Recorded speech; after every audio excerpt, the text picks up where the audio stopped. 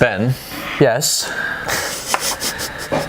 Not looking forward to this part. Why did the hamburger go to the gym?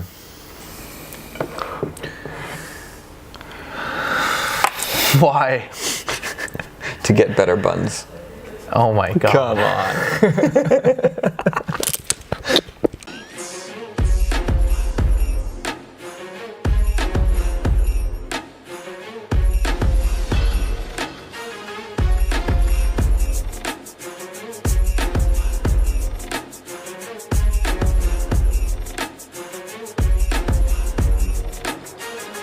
What's up, guys and girls? Welcome to another episode of the Underground News. We haven't found a better name, so we're calling it the Underground News. My name is Ray, it's and the best name this for is it. Ben. If you remember, he is the camera cum host of the Underground News. It's gonna become a thing. But yeah, let's get down to business. So April was a great month. Yeah. Like quite a few events just passed. If you followed our last video, we talked about the Powermeet, Kuwait Power Showdown, Europe's Strongest Men, World Championships, the Emirates Strength Boxing, and then we have a couple more things that went down.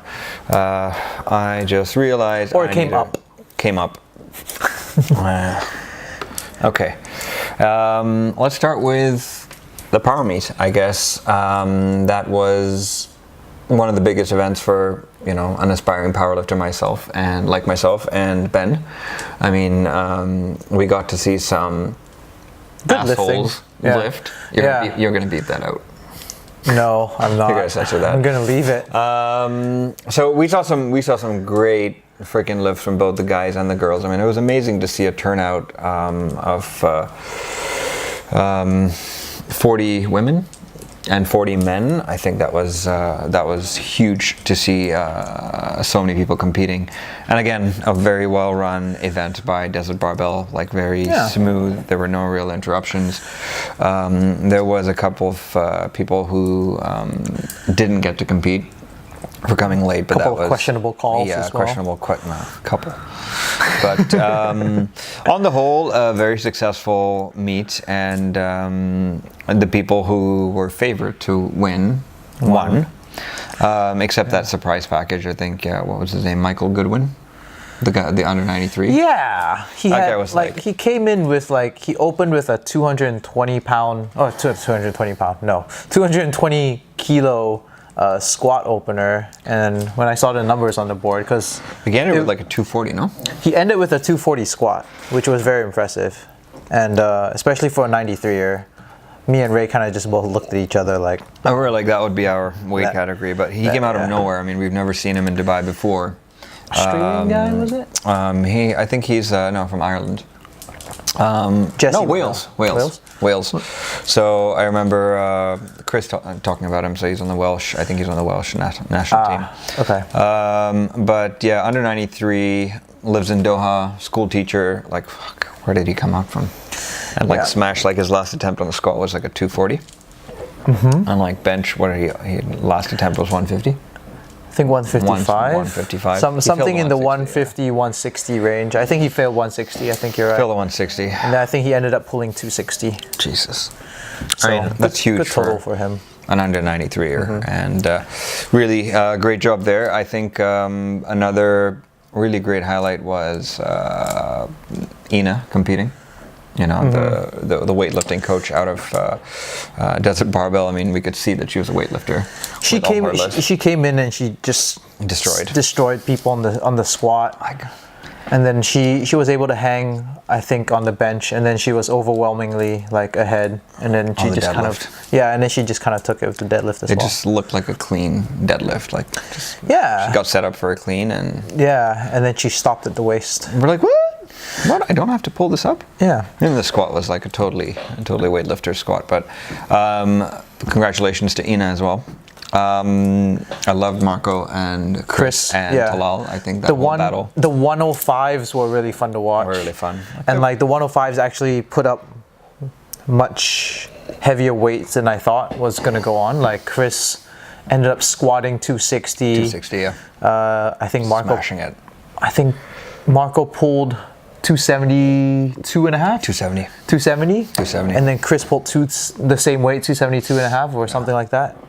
You could see the look on David's face. It's like, it's 270. Not 272. David pulled 272, right? But David's also a class under him. David's a legend himself. Like a deadlift is his lift, and but like Marco really pulled through that squat. That battle, that fight that he had was amazing. Yeah. If you guys haven't checked out the video, I think there is a video recap of that floating around somewhere. There's a Instagram highlight on that, and then I think we're putting together a good 2-3 minute video where you can see all the great lifts and all the main guys. Shout out to Marco, Chris, and Talal. I know that the Battle of the 105s was amongst them, and great stuff, guys. Talal is out of Oman Strength Club, so it's great to see the Omanis come down, and especially Khalifa, the little one. Khalifa, again, as usual, smashed competition. Like there is no competition for him. Khalifa's numbers are what I want to hit, and I'm a weight class above him. A weight class above him. Like he is, the kid is so disciplined and so focused on what he wants, and I think he just enjoys what he does. Yeah. Right. He just has fun with it, and that's what powerlifting is, pretty much. Just have fun with it, pull heavy weights, and don't get hurt. I think that's part of like every sport. It's like you can take it too seriously for a while, and like you want to get better, you want to focus, but like you also have to kind of remember like why you started doing it in the first place. Exactly. Cool. Alrighty. So again, big shout out to the guys at Desert Barbell and all the winners at Powermeet 6.0. Next, we move on to Kuwait Power Showdown. I know that happened just recently, I think a week ago. I'm still waiting on the results and getting more information on that. But I think Mishari was there. Yeah, Mishari came in second. I think Mishari came in second and Big Dan came in first. So I saw Mishari's post on Instagram. As usual, the 325 deadlift. I don't know, but I knew he went 9 for 9. Yeah, and that was really big for him. 317 was his second attempt in deadlift. And they forced him to do a 325, and he pulled that. They forced him to? Yeah, he was like, man, they asked me to do it. So. Well, that's what I got from the. But again, Mishari being the legend that he is, epic battle there. But I know that Big Dan took first, and then Mishari came in second. Again, Big Dan is like a professional IPF. So there's no touching him in his lifts. But that's cool. So once we get more information, we'll definitely post about it. Next, let's move on to your realm. My interest. Europe's strongest man. Yeah, this shouldn't be any news, but Europe's strongest man happened. Hafthor easily won. I think he was so far ahead by the fourth event that he could just have pulled out and skipped the stones, and he would have won. But of course, he stuck around and did that. So fifth title for Hafthor. He looks unstoppable still. Coming off of Arnold, coming off of the last World's Strongest Man, coming off of the last Arnold. So now Europe's as well on the list.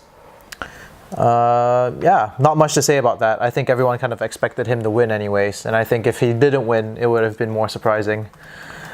Mateusz Kielikowski was a little bit behind, just on the points wise. He was second. He placed second. Did play second. He placed second, but like he was a good like 12 points behind Hafthor, so he could have fit one extra competitor there. That's just a show of how far ahead Hafthor is. How dominating Thor is nowadays. Exactly. Like he finished. I think in the first 4 events he like placed first in two of them, and then second in another like 2.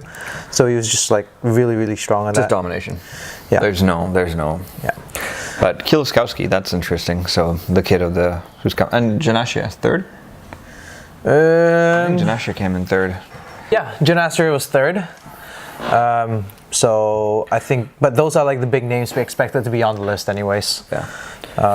And for those of you who don't know much about Janashia, Mateusz, we do have both. We have interviews with both of them. We managed to speak to both of them. We did manage to speak to both of them, courtesy of Wolf's Dubai and Emirates Strength, and we translated to English to the best of our ability. Best of everyone's ability. There was a lot of translating going on. But yeah, check it out. It's on our YouTube channel. All right. Or you're probably watching this. So next. Yeah, part of the Europe's Strongest Man competition was the log world lift championships, log lift world championships. Larry log lift. Yeah, that's where that's what Larry was a wild card invitee to, and he didn't disappoint. I think he surprised a lot of strongmen about how adaptable he was. He's only been training with the log for the last few months, and he managed to hit 202.5 kilos. Yeah, which is more than what a lot of strongmen will ever hit in their life. So to put that into perspective. I was just speaking to Salim the other day, and Salim is serious, and he's been taking this seriously for the last 2 years. Yeah. One of Middle East's most promising strongmen, and he just hit a 145 the other day, and he was so happy about it. You can imagine the 202. Yeah, and like and Salim's also a lot heavier than Larry. A lot heavier than Larry, and it's ridiculous. And Larry's been training way less than, for way. But then again, he is also Larry Wheels, so yeah. I think people had expectations of him going into that though. A lot of his lifts on Instagram was right up there with the 202.5 kilo log, so people did expect that. It wasn't like he came out of nowhere. He did attempt the 214 kilo, which if he had made, he would have tied with Rob Kearney, who ended up taking the American record from Robert Oberst. World's Strongest Gay? Yes, World's Strongest Gay. He hit that in a split jerk and then just lifted it up, no problem. Tying with him is Graham Hicks from the UK, who... He's the old guy, right? No, that's Mark Felix. You're thinking Mark Felix. Okay. Graham Hicks took the log record, the UK, Britain's log record from Eddie Hall, actually, with a 214 kilo log press as well. Nice. Iron Bibi, however, came out and cleaned the 220 and pressed the 220, and so he won the championships. He won like the log lift championships, and then he later went on to try the world record, or try to break the world record at least at 229, but failed to clean it. I'm sure, like in the last video we talked about it. If he can get it to his shoulders, he will press it. Yeah. And so he failed on clean. Failed on cleaning it. But it was just, I think there was some speculation that if they had given him more time to rest in between the lifts, because I think they gave him like 5 to 7 minutes or something. They were saying like that's not enough. Yeah, that's not enough for a long lift. But like if they gave him a little bit more time, he could have made it. Smash. Who knows? But until he actually does it, we'll all be just waiting. I mean, it's only a matter of time. Nice. So yeah, the current world record, of course, for the logs still is Big Z at 228 kilos. Go Big Z. Wow, that's crazy. Okay, so let's move on to Emirates Strength Boxing. Emirates Strength Boxing, one of the events that we ended up sponsoring and helping out with. Great event, great turnout. A knockout, you could say. I mean, like, I was surprised with how many people were there. It was good. It was a jam-packed arena. It was good. I think what they did right was they offered food and they offered alcohol. That's true. Like that draws a lot of draws the crowd. And also, I think boxing is a lot more mainstream than other sporting events that we have like talked about. Yeah. And then you pair that with like a night out, food, alcohol. It's like a corporate event too, like, you know, for like a team building. People buying like tables and like things for like the whole. The only thing is, next time we want to let Mark know that we would like a table right next to the ring. And buffet. We want to feel the sweat fall off the ring into our faces. Yeah. You'll get a bigger shout out. Better pictures. All right, so that was cool. I think the biggest shocker there... Shocker. I use the word shocker. Anyways.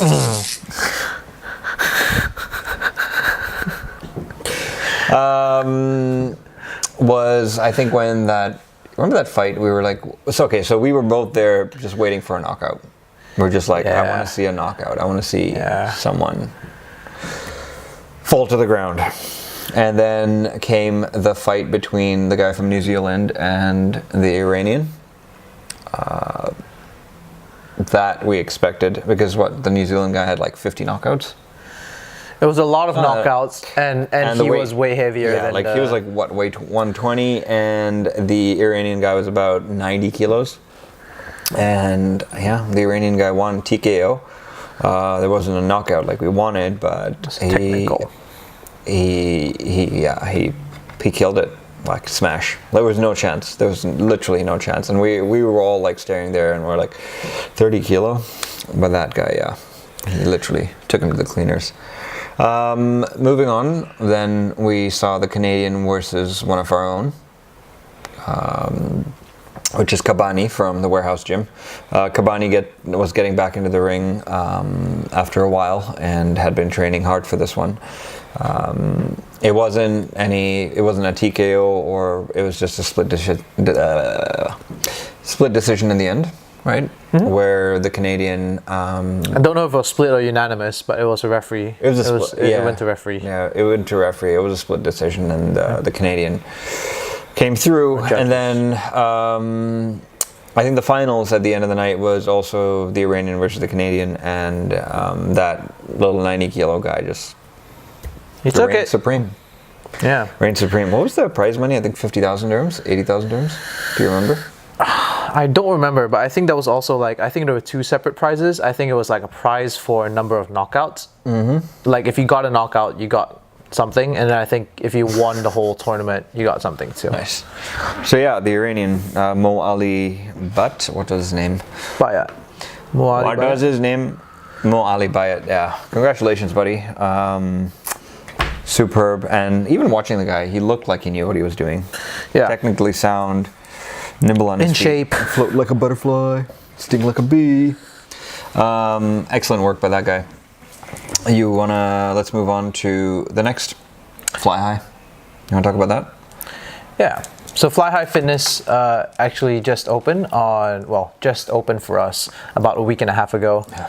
19th of April. Sorry, my tongue is not working. But it's a pretty cool gym. I think they've already had like a couple of strongman demos. They have like a bunch of strongman equipment there, I think. Like really good strongman equipment. Yeah. So like the MB like power center, like power kegs, and like the stone of steel is there. They have that massive fat dumbbell, which I've actually used before.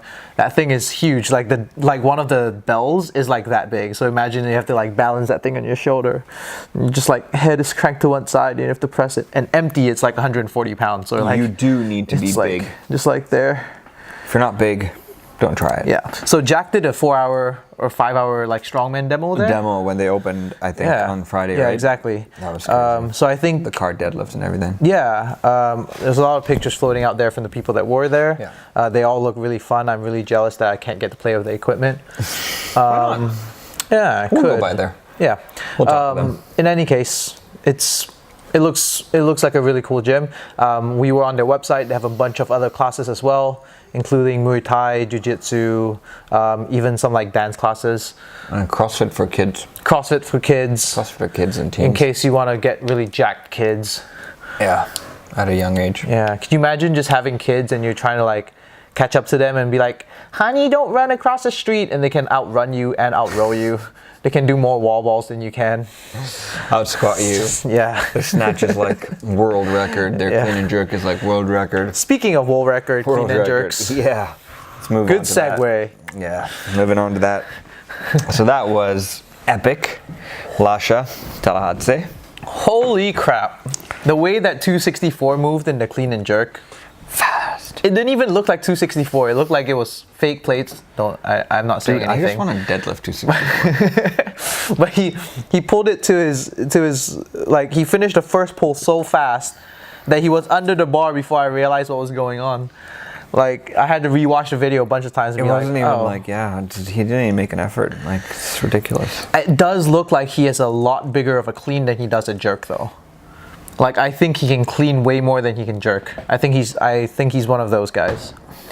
I'm sure if you forced him to, he could probably bust out like a 280 trying to clean find a right joke now. there, but anyways, couldn't find a joke.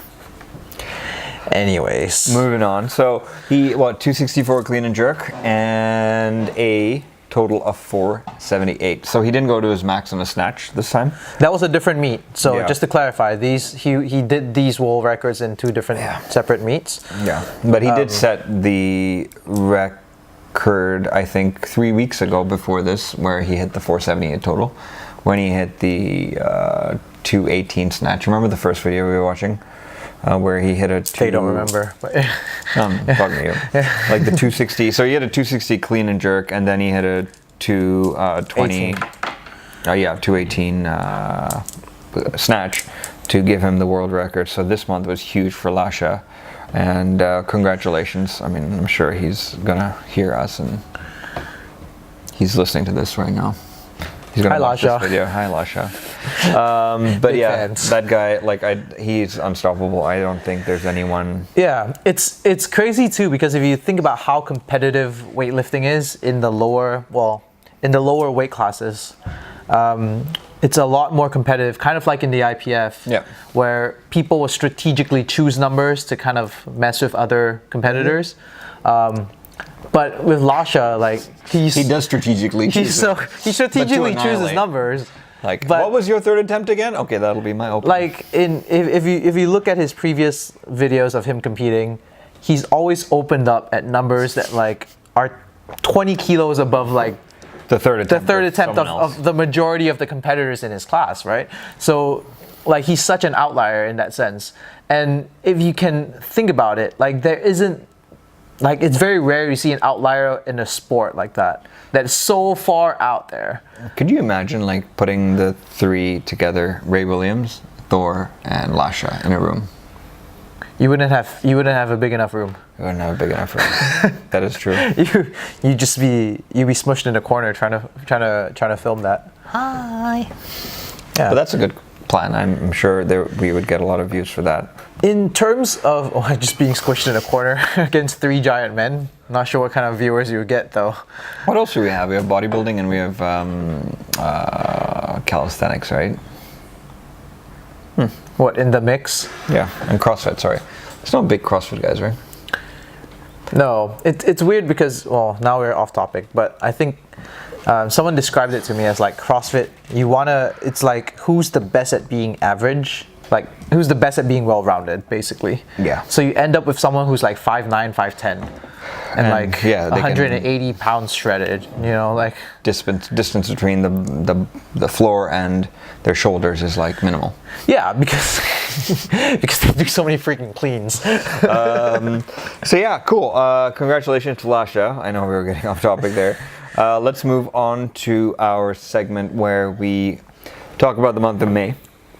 Now, the month of May is the month of Ramadan around the world, but in the Middle East, of course, there's not much going on. It's much more observed in the Middle East. Much, yeah. And compared to the rest of the world. I should know, right? Because I observe it. But, well. I do too, from far away though. Just like, no there!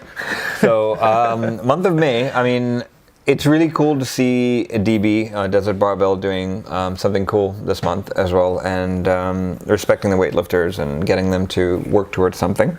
Desert Barbell has a weightlifting camp on May 3rd and 4th. I think it's probably going to start in the evening. Actually, wait, no, it should. Can you check that out, what time it starts? Yeah.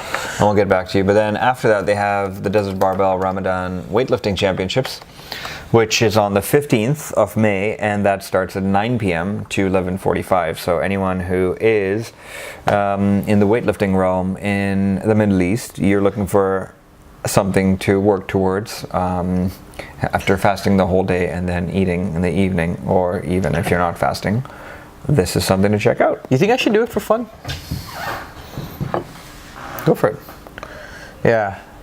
Throw up my 60 kilo snatch. You guys better watch out.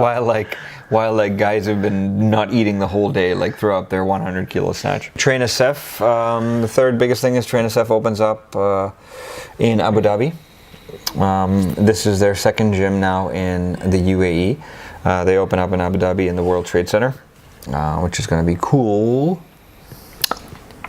Actually, registration for the event is now closed, and you can probably get on a waiting list for the Ramadan weightlifting championships. Well, good for you. Now you know. So my dreams have been crushed. Shattered his 60-kilo snatch, which is gonna. You know what? I could have probably done more. You guys just won't be able to see it now. Send shivers down Lasha's spine. Hey, got a couple good years left in me. CrossFit courses, nothing in May. That's news. That is news, actually. Well, in the Middle East, it makes sense. Yeah, it makes sense. There's nothing here. There's like, if you want to go, there's one in Moscow. Well, if that helps. Okay. I'm going to put a Russian hat on you right now.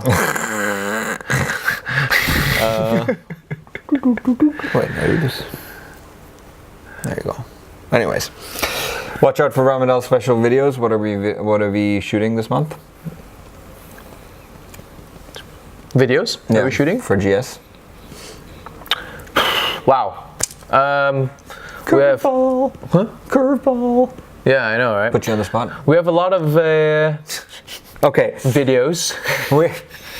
That was epic. Well, you're keeping this in there. So we're recording. We're recording a strength training in Ramadan with Hamad Al Ajmi in Arabic. We probably will record it in English as well, and we're a professional powerlifter who's been doing this for the longest time, gives us some tips on when we're fasting, what to open our fast with, how to eat, how to train, what times to train, how to recover, frequency, volume, all that kind of stuff. So we're going to do that with him. We're also probably going to cover the weightlifting event at DB. It's going to be a late night for us, but early morning. Yeah, and then you can definitely check out our deadlift variation workouts, which we just had a challenge for how many variations. We ended up with 23 actually. Jesus. So it's like if you had a barbell and you had plates and nothing else, what could you do? I actually was trying to sneak in like, how many reps of deadlifts do you think Ray did during shooting? And his back was like fried at the end of it. So yeah, you can check that out. Other than that, I mean, I think the month of Ramadan is going to be pretty quiet for a lot of us, and I think a lot of us are going away as well, right? I'll be fasting. Jess is fasting. Jess is fasting. Jess is going away as well. So we will keep you posted. Don't forget to follow us on Instagram to see the new stuff that we're up to. That was weird, but anyways, so very Indian of you. I think that's it. May doesn't have much, but hey, definitely don't be stingy. Don't be stingy. Don't be stingy. Yeah, subscribing is free, guys. Yeah, subscribing is free. Subscribing is free should be a shirt. Subscribing is free. Where does the button go on the screen? It goes. Oh, the button goes down there. Yeah. Okay. So there, just hit that button and give us a thumbs up if you like what we do, and definitely please comment. Let us know what we're doing great and what we are shit at. Talking. And if you have a better name, I think Underground News is good. I like Underground News. Underground News is good, yeah. Yeah, it grew on us in a month. Yeah. So yeah, definitely. My name is Ray, and this is Ben. And may the 4th be with you. Oh, Jesus, he had to do that. Yes, I did. We are Generation Strong. Stay strong and stay hangry, my friends. Bye!